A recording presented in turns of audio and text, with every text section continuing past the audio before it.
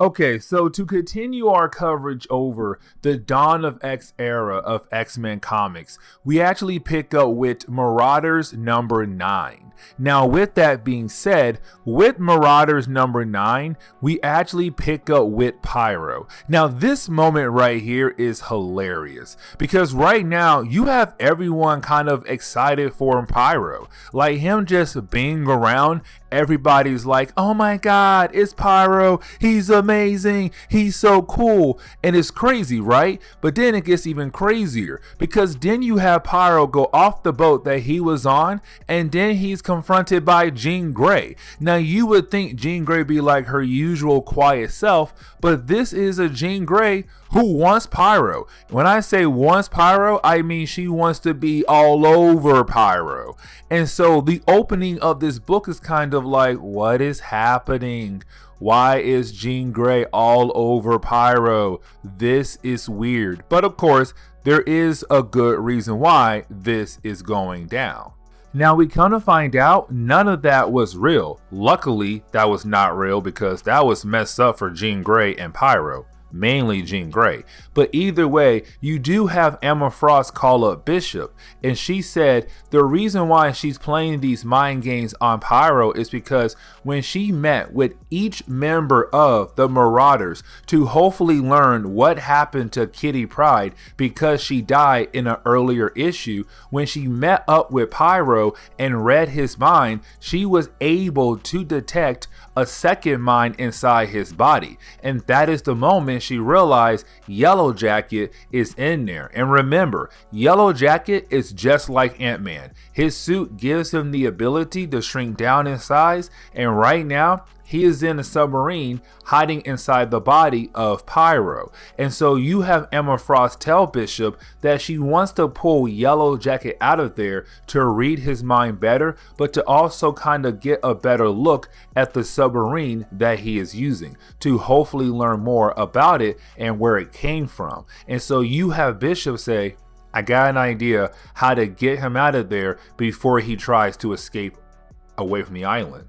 And so what they do is they play another mind game on Yellow Jacket to make him believe that he was burned. And when I say burned, I mean like they were able to say, hey, Pyro, we know that there's somebody inside your body right now named Yellow Jacket. We need you to calm down as we try to find a way to get him out of there. And because Yellow Jacket is inside the body of Pyro, he basically saw everything Pyro saw, which is that, hey, they know I'm inside of here. I have to get out of here before they try to capture me. And so you have Yellow Jacket expand a submarine so big that Pyro's body explodes. Then you have Yellow Jacket actually take out Emma Frost. Now that only leaves Bishop, but apparently Yellow Jacket was able to shrink the submarine back down to a small size, get into the water and escape before Bishop is able to actually grab him.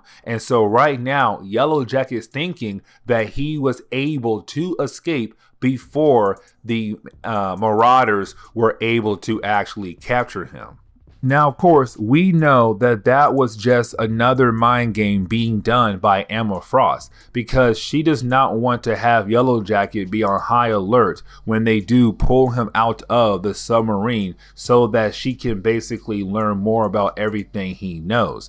And so we actually pick up on one of the beaches in COPPA where you have the Marauders, Emma Frost, and Magneto. Now the reason why Magneto is there because he can use his powers to get the submarine out of the body of Pyro, which of course he did. Now with that being said though, this does bring up more concerns for Magneto because he is saying their enemies are finding new creative ways to get themselves on the island to gather information about us, and so we need to get better when it comes to our defenses. Now, On top of that, Emma Frost was able to read the mind of Yellow Jacket to learn who hired him and where did he came from. Of course, he came from Manipur, and of course he was hired by Verendi. Now, you do have Bishop say, "Hey, Emma Frost, I want to have one last conversation before we deal with that evil organization."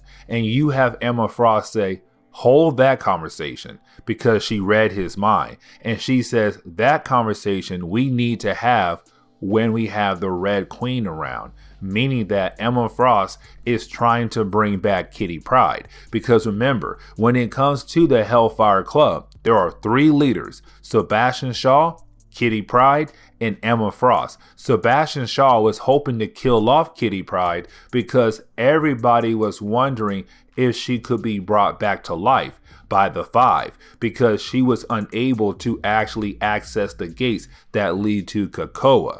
But this is Emma Frost kind of hinting that Kitty Pryde is coming back, meaning that Sebastian Shaw, who tried to kill her, which he actually did kill Kitty Pryde, had basically failed. And so right now, Emma Frost telling Bishop the Red Queen is coming back. And when she does, we can have that conversation later. And again, we have no idea what that conversation is going to be about. Now, what Emma Frost does next is she actually accessed the mind of each member of the Verendi. Now remember, the Verendi is literally just an evil version of the Hellfire Club. A bunch of kids, young adults who believe they can play an adult game. And so you have Emma Frost actually connect their minds to hers so that she can have a conversation to tell them they messed up.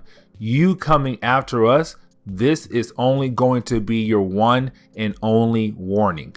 Do not try to come after us again, because if you do, it's going to be a whole lot worse. Then she brings in Pyro. Now remember, all this conversation is happening in their minds, but with Pyro being there, you have Pyro use his powers, but in reality, it's Emma Frost showing these kids what it feels like to be burned alive. They're not really being burned alive, but in their minds, they feel like they are. And that was just her one and only warning, meaning that if they try to come back and attack the Marauders, Emma Frost, whoever, she is going to do a whole lot more things that are way worse than what she did right now. But then we see Emma Frost actually meet up with Charles Xavier, because remember, Emma Frost did hint back that they're able to bring Kitty Pryde back to life. But of course, she spoke too soon, because when she goes over to Charles Xavier, you have Charles Xavier say, "Hey, we were unable once again to bring her back to life." Because remember, when it comes to the 5, they're able to bring someone back to life, but that body has to grow inside one of the eggs the 5 makes for that new body. And the problem is, every single new body they make for Kitty Pryde is not working out. They die before actually hatching. And so it was Emma Frost talking too soon about how the Red Queen is going to return. And right now she's angry because she wants Kitty Pryde back, because she knows something else is going on behind the scenes.